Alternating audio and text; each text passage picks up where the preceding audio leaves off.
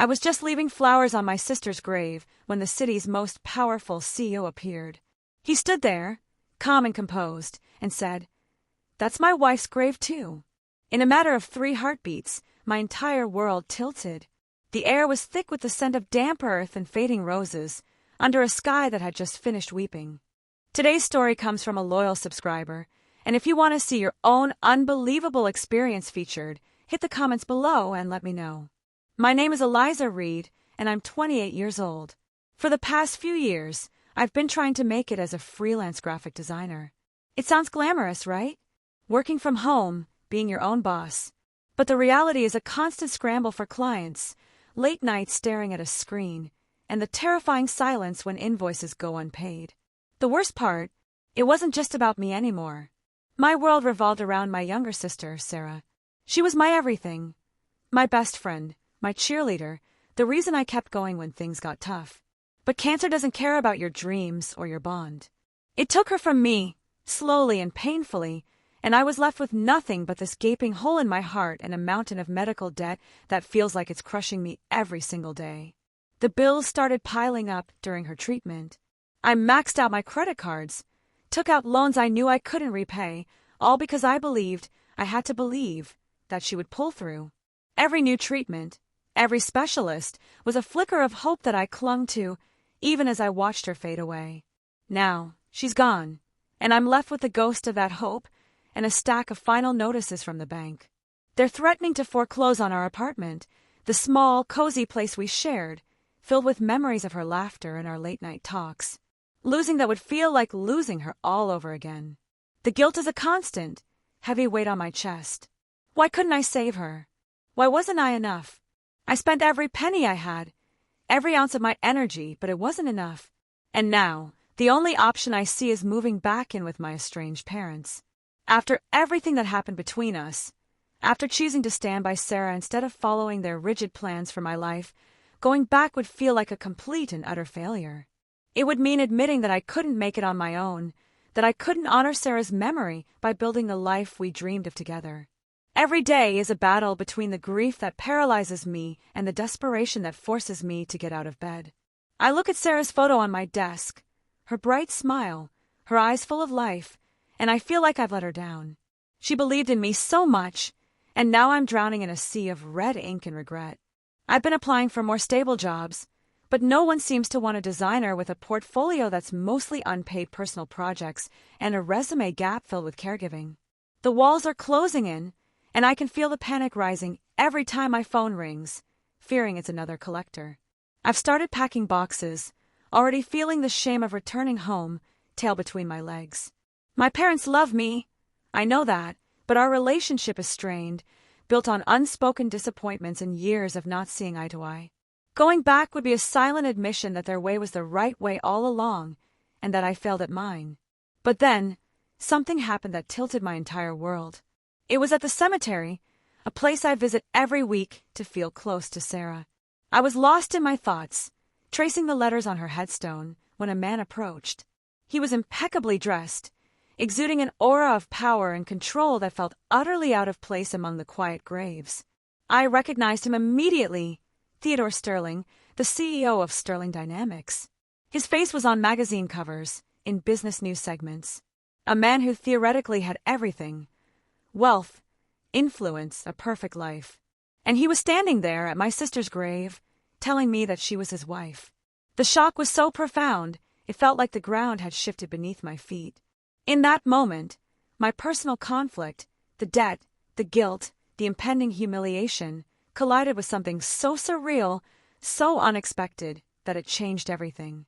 This man, this stranger, held a key to a part of Sarah's life I never knew existed, and his presence there felt like both a threat and a bizarre lifeline thrown into my chaotic world.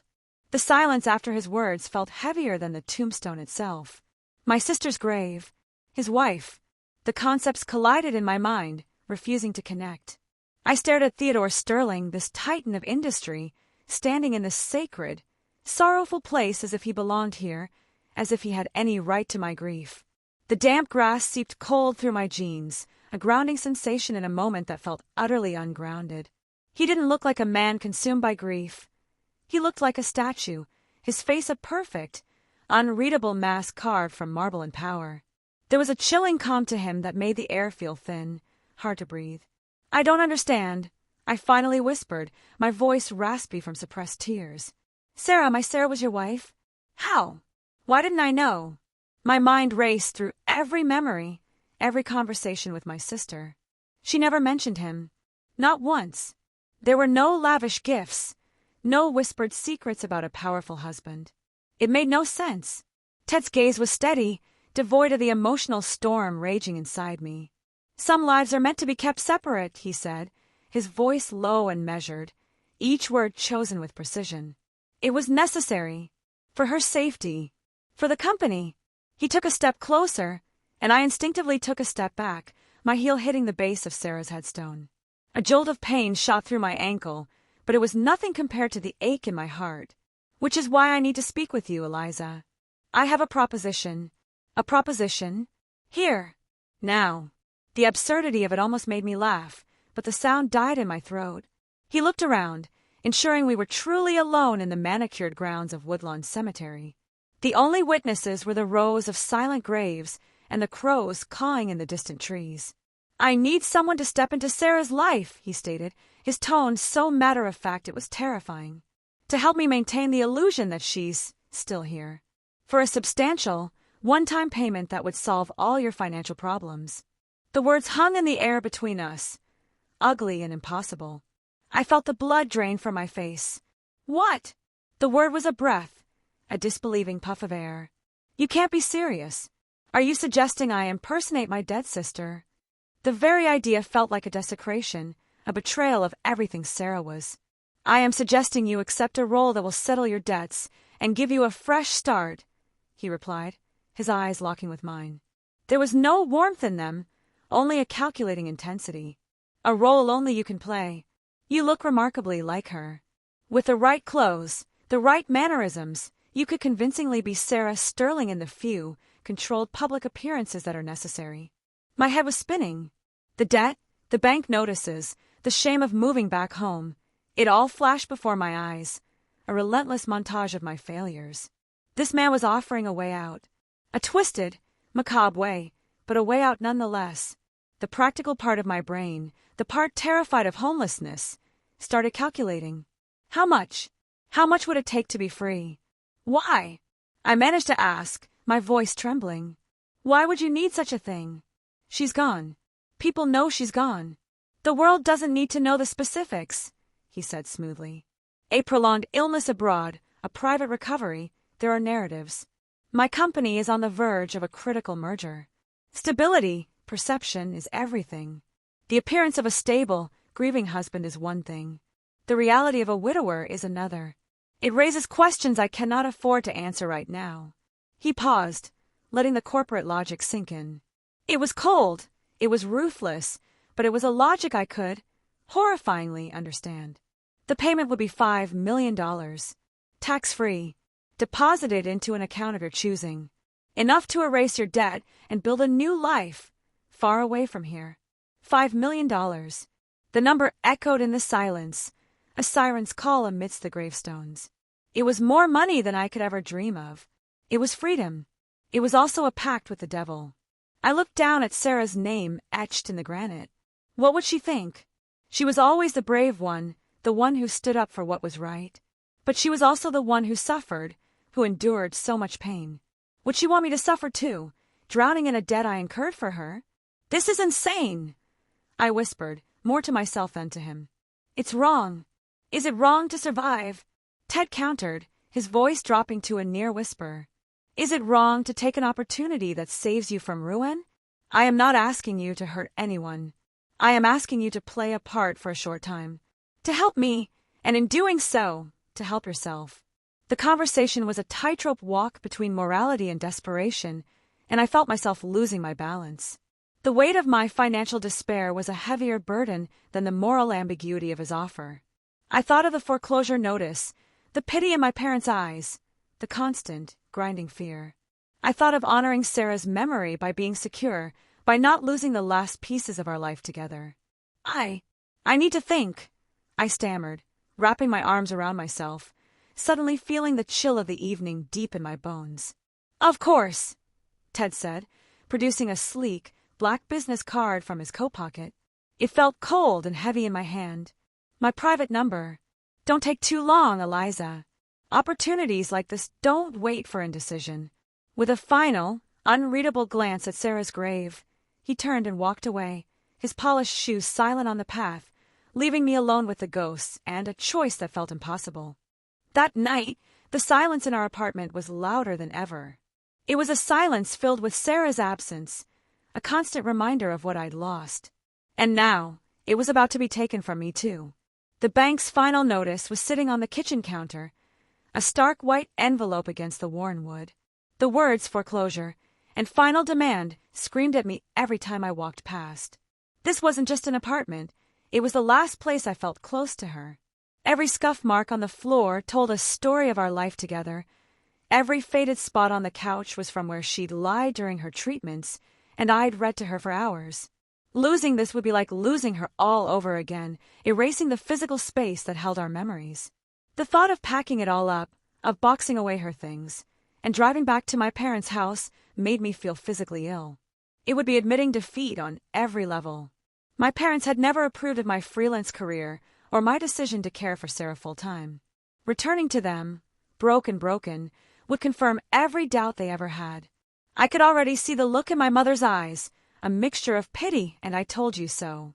I couldn't bear it. I just couldn't. But then there was Ted's offer.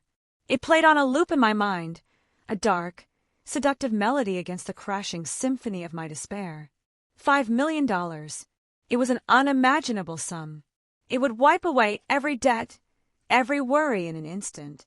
I could pay off the medical bills, save the apartment, and never have to rely on anyone ever again. I could even start that small design studio Sarah and I always talked about, name it after her. It was a chance to truly honor her memory, to build something beautiful from the ashes of our pain. But at what cost? The idea of pretending to be her, of stepping into her life like some grotesque understudy, felt like a betrayal so profound it made my stomach clench. I could almost hear her voice in my head, clear as day, telling me it was wrong. "Liza, don't you dare," she'd say. "You're better than this. You don't sell your soul, not for anything." She was always the moral compass, the one who stood up for what was right, no matter how hard it was. Would she really want me to do this? To become a puppet for a man I didn't know, in a scheme that felt inherently dishonest? But then the other voice would creep in, the voice of sheer, unadulterated panic. "It's only temporary," it whispered. "A few appearances, a few lies, and then you're free. Free from the collectors, free from the fear, free to actually live your life instead of just surviving it. Sarah would want you to be safe. She would want you to be happy. She wouldn't want you to drown in a debt you took on for her." I paced the length of the small living room, my heart pounding a frantic rhythm against my ribs. I was trapped between two impossible choices, financial and emotional ruin on one hand, and a moral abyss on the other. I looked at her photo on the mantelpiece, the last one we took together, both of us smiling, so unaware of what was coming. Her eyes seemed to hold mine, and I begged for an answer, for a sign. But there was only silence. I didn't sleep. I spent the night curled up on the couch, wrapped in the blanket she used, staring at that photo until my vision blurred. I thought about every sacrifice I'd made, every dream I'd put on hold. I thought about the weight of that debt, how it felt like chains around my ankles, pulling me under. And I thought about Ted's cold, calculated offer. It was macabre, it was wrong, but it was also a lifeline.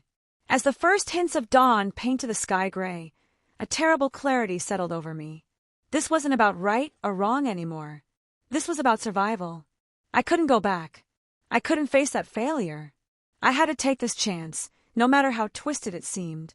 I had to believe that I could do this and still hold on to who I was, that I could use this money to make something good, to truly honor Sarah in a way I never could if I was buried under a mountain of bills. With a shaking hand, I picked up my phone. My fingers were so numb with fear and exhaustion I could barely dial the number on the black card. It rang twice, and then his voice, calm and alert as if he'd been expecting my call, came on the line. "Eliza." I took a deep, shuddering breath, my voice trembling so badly I hardly recognized it as my own. "I'll do it. I whispered into the phone, the words feeling like a confession and a condemnation all at once. But I need to understand the details, every single one. I need to know what I'm getting into. There was a pause on the other end, and I could almost feel his satisfaction radiating through the receiver. I had just stepped into the gilded cage, and I had no idea if I'd ever be able to find my way out. Moving into the sterling penthouse was like stepping into a different dimension, one where everything was polished to a cold, perfect sheen but felt utterly lifeless. The air was always still, scented with some expensive, impersonal fragrance that couldn't quite mask the underlying smell of sterile cleanliness. Floor-to-ceiling windows offered a breathtaking view of the city skyline, a sprawling tapestry of lights that should have felt inspiring, but instead made me feel like I was in a gilded cage, suspended above the world but completely isolated from it. Everything was glass and chrome, sharp edges and cool surfaces. There were no cozy blankets, no messy stacks of books, no signs that anyone actually lived here. It felt less like a home and more like a mausoleum dedicated to flawless, expensive taste. Every time I walked through the vast, open spaces, my footsteps echoed, a constant reminder of how empty this place was, how empty I felt pretending to be someone I wasn't. The first thing that struck me as odd was the photos. Ted had told me to study Sarah's life, to learn her mannerisms, so I spent hours in the library looking at albums and framed pictures. They showed Sarah at galas, on yachts, smiling beside Ted at various events. She looked beautiful, happy, but it was a version of her I never knew. And as I flipped through album after album, a cold knot tightened in my stomach. I wasn't in any of them. Not a single picture. We were sisters, best friends. We had a lifetime of photos together, birthdays, holidays, lazy Sundays. But here, in this curated collection of her life as Sarah Sterling, I had been completely erased. It was as if I never existed. It felt like a deliberate omission, a silent message that my role in her life didn't matter, or worse, that it was a secret that needed to be buried. Then there was the staff. Mrs. Albright, the housekeeper, was a woman with eyes like a hawk and a smile that never reached them. She was always there, silently overseeing everything, her gaze following me wherever I went. It wasn't friendly or curious, it was watchful assessing. The few other staff members, a cook, a cleaner, would avert their eyes when I passed, offering polite but distant murmurs. No one made conversation. No one asked how I was settling in. It was like living among ghosts, all of them bound by some unspoken rule to never get too close, to never see too much. I tried to ask Mrs. Albright a few questions about Sarah, about her routines, but her answers were always evasive clipped. "Madam preferred it that way," she'd say, or "that is not for me to discuss." The more I tried to learn, the more walls I encountered. And Ted, his behavior was another piece of this strange puzzle. He was often away on business, but when he was home, he maintained a cool, controlled demeanor. Except for one thing. Every night, precisely at 10 p.m., he would take out a specific, old-fashioned pocket watch from his waistcoat. He wouldn't just check the time. He'd hold it, his thumb stroking the silver case, his eyes losing focus for a moment, as if he were somewhere else entirely. The first time I saw him do it, I thought it was a quirk, a sentimental gesture. But night after night, the ritual was the same, performed with a solemn precision that felt more like a compulsion than a habit. It gave me a chill. What was so important about 10 p.m.? What was he remembering? Or perhaps, what was he trying not to forget? The loneliness and the constant, low-grade paranoia were eating away at me. I felt like I was playing a part in a play where I didn't know the lines, and everyone else was in on a secret I wasn't. My room, Sarah's room, was as impeccably decorated as the rest of the penthouse, but it felt just as cold. One night, unable to sleep, I paced the floor, feeling the smooth, cold wood beneath my bare feet.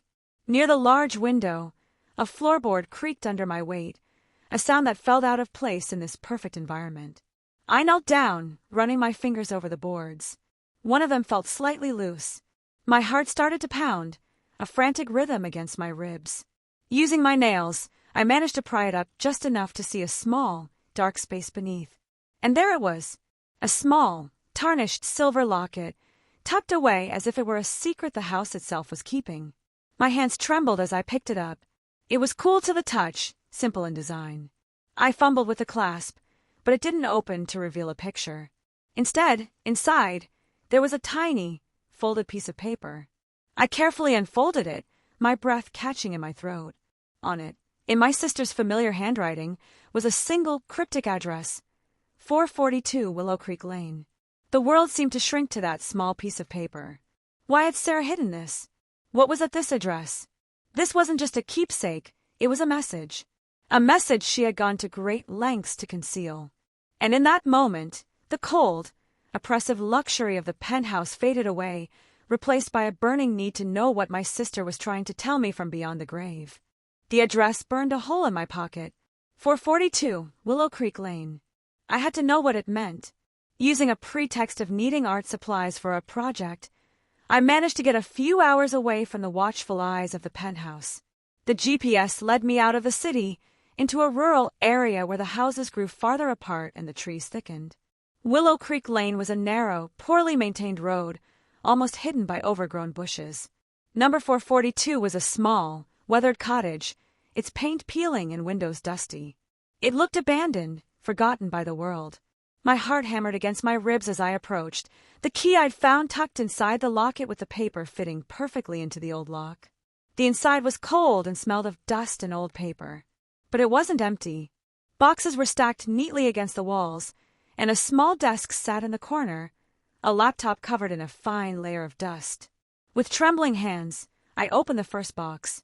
It was filled with notebooks, Sarah's journals. I recognized her handwriting instantly, and tears welled in my eyes. But as I began to read, my grief was quickly replaced by a cold, gripping terror. These weren't diaries about her life with Ted, they were investigative notes. Detailed records of illegal activities at Sterling Dynamics, environmental dumping, fraud, embezzlement, bribes to officials. She had been working with a journalist, a man named David, gathering proof to expose Ted.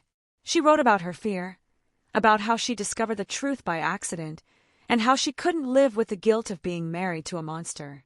She described Ted's paranoia, how he'd started monitoring her every move, and how she created the safe house to hide her work. The last entry was dated the day before her death. I think he knows. He's been asking too many questions. I'm afraid, Liza. I'm so afraid. If anything happens to me, it's not an accident. Find David. The evidence is all here. I stumbled to the laptop, praying it would still work. It booted slowly, and there, in a hidden folder, were digital copies of everything: financial records, internal emails, photos of dumped toxic waste. It was all there, irrefutable. My sister hadn't just died, she had been silenced. The accident Ted had so vaguely referred to was nothing of the sort. The weight of the truth crushed me, and I sank to the floor, sobbing. All this time, I'd been living in his house, playing his game, while he was the reason my sister was gone. The guilt I felt was now multiplied 1,000-fold. I had agreed to help her murderer. I didn't care about the consequences anymore. I took the most incriminating journal and the locket, and I drove back to the penthouse like a woman possessed. Rage and grief fueled me, overriding any fear. I found him in his study, sipping a brandy as if he didn't have a care in the world. The room felt suffocating, a temple to his ego and power. I slammed the journal and the locket down on his desk, the sound cracking through the silence. "You didn't need a sister to grieve," I yelled, my voice shaking with a fury I didn't know I possessed. "You needed a scapegoat to cover up your wife's investigation. She was going to expose you, and you killed her for it." Ted looked up, his calm demeanor fracturing for just a second before a cold, cynical smile touched his lips. He didn't even deny it. "So, you found her little hideaway. I wondered when you would. Sarah was always too clever for her own good. Yes, she was going to expose me. Her accident secured my future. But her investigation left loose ends. The journalist, David, he's still out there. And the police, they might have reopened the case if a grieving sister hadn't so convincingly played the part of packing up her belongings and moving on quietly." He stood up, walking around the desk, his presence menacing. "You, Eliza, are the perfect distraction. The world sees a devastated husband comforting his wife's poor, heartbroken sister. They see you living in my home, benefiting from my generosity. When the time is right, and the investigation gets too close, I'll have evidence that you were in on it with Sarah, that you were helping her, and that you had a motive to silence her yourself. Jealousy, perhaps, or greed. Your substantial debt makes you a very credible suspect. You'll take the fall, and I'll walk away, cleaner than ever. The sheer audacity of his plan left me breathless. I had been a pawn from the very beginning. A disposable pawn. The man standing before me was not just a corrupt CEO. He was a cold-blooded killer who saw people as tools to be used and discarded. Any lingering doubt or sympathy I might have felt evaporated, replaced by a burning need for justice. For Sarah, the truth was a poison and an antidote all at once. Knowing what Ted had done, what he planned to do to me, filled me with a cold, sharp clarity. I was trapped in a gilded cage, but I had the keys to my own escape and his downfall. I couldn't just run. He would find me, and he would frame me for Sarah's murder. I had to strike first. I had to use the very skills he thought were insignificant. My graphic design work became my weapon. I spent every spare moment in Sarah's old room, now my prison, pretending to be working on digital art projects for a fictitious client. But instead of designs, I was meticulously copying all the evidence from Sarah's hidden files, the scanned journal pages, the financial records, the incriminating emails.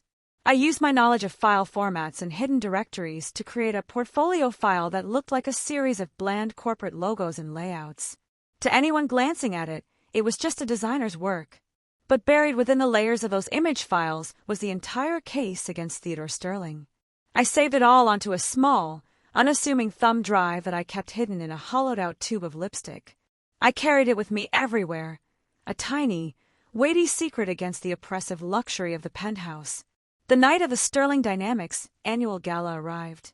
It was a spectacle of blinding lights, champagne towers, and the city's elite all gathered to worship at the altar of Ted's success. I was forced to play my part, dressed in a gown that felt like a costume for my own execution. I smiled and nodded, my heart a frantic drum against my ribs. Ted was in his element, holding court, the benevolent king.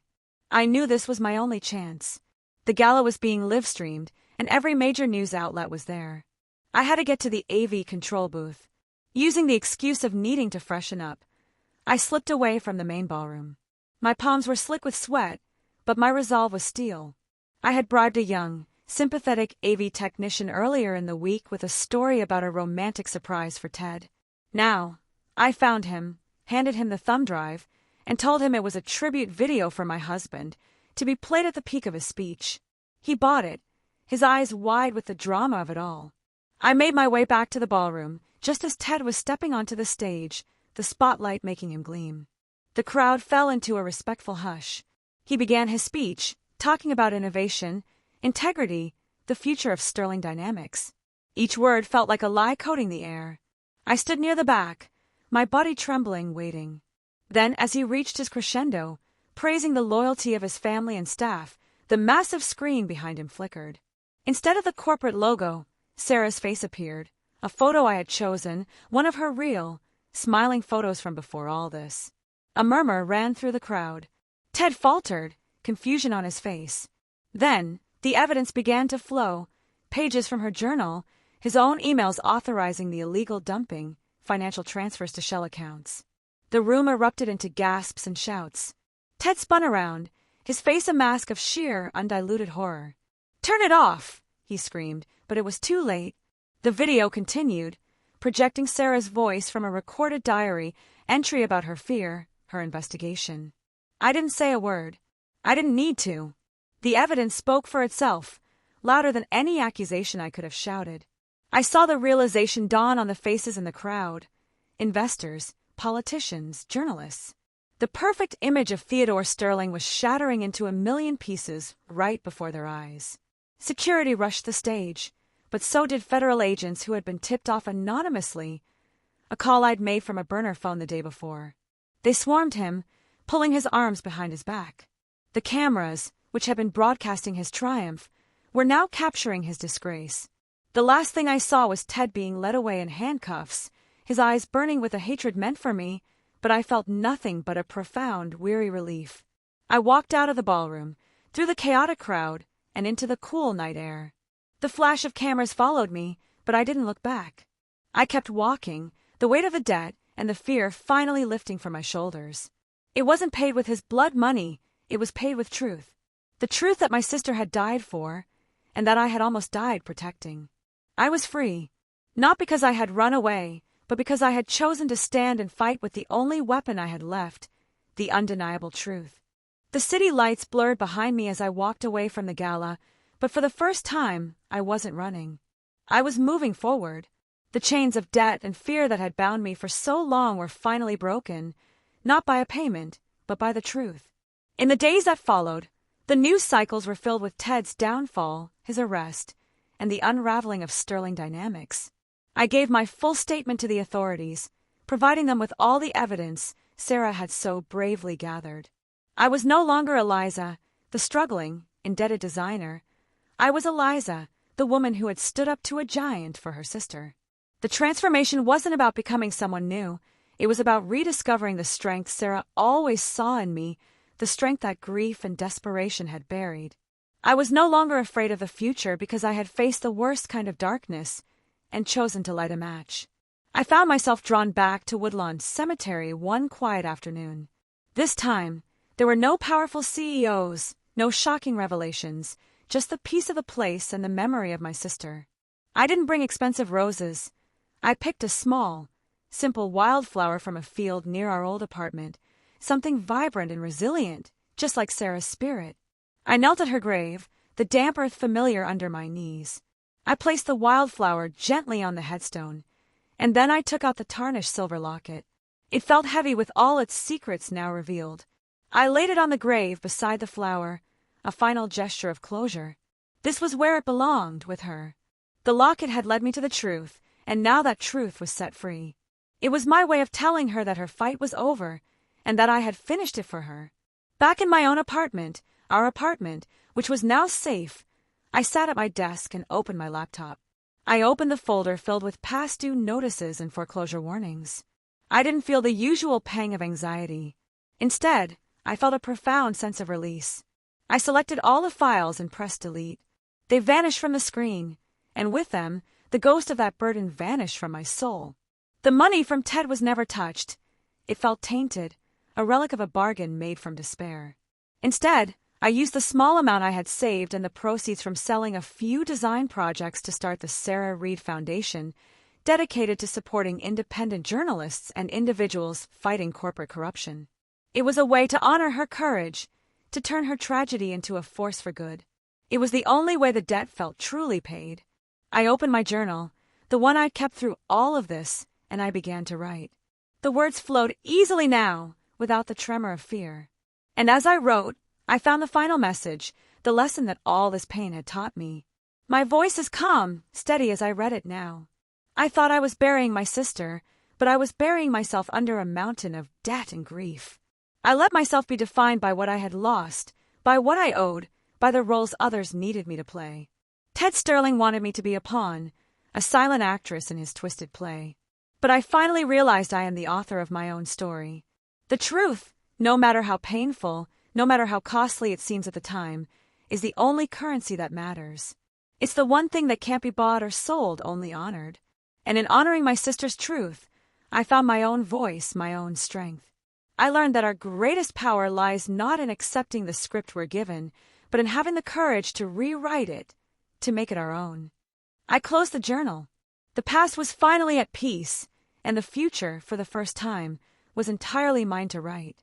If this story taught us anything, it's that your greatest strength is not in accepting the role others give you, but in having the courage to write your own script. To listen to that gut feeling when something seems too good to be true, and to trust in the power of your own voice, no matter how small it may feel. Now I want to hear from you. Did you ever have a seemingly good offer turn into a nightmare? A moment where you had to choose between an easy way out and the right thing to do? Let me know in the comments below. Your stories are what make this community so powerful. If this story resonated with you, if it made you feel that spark of defiance, then don't forget to like this video. Share it with a friend who loves a good mystery and needs a reminder of their own inner strength. And of course, subscribe for more true stories of courage, resilience, and the unexpected twists life throws our way. Stay safe, stay curious, And always listen to that little voice telling you something isn't right. It's the most honest part of you. Until the next video, take care.